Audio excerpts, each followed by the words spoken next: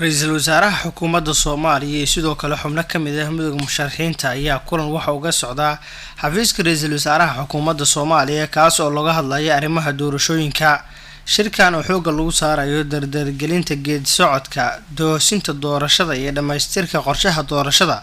waxaa ka qayb galaya madaxweynayaasha hore ee dalka, hogaamiyaha xisbiga wadajir iyo sidoo kale qaybo kale oo ka mid ah musharaxiinta u taagan xilka madaxweynaha Soomaaliya iyadoo lagu wado inay soo saaraan war ku saabsan waxyaabihii sida gaarka ah diiradda lagu saaray. Ra'iisul Wasaare Maxamed Xuseen Roble ayaa sheegay in xubnaha midowga musharaxiinta iyo qaybaha kala duwan ee bulshada uu kala tashanayo doorashada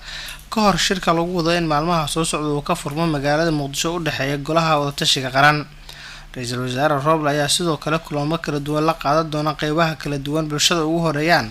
ururada bulshada rayidka si uu u dhageysto talooyinka ka hor shirka golaha wadatashiga qaran, isagoo sheegay in kulamadan ujeedada ugu weyn ay tahay in la helo doorasho xalaal ah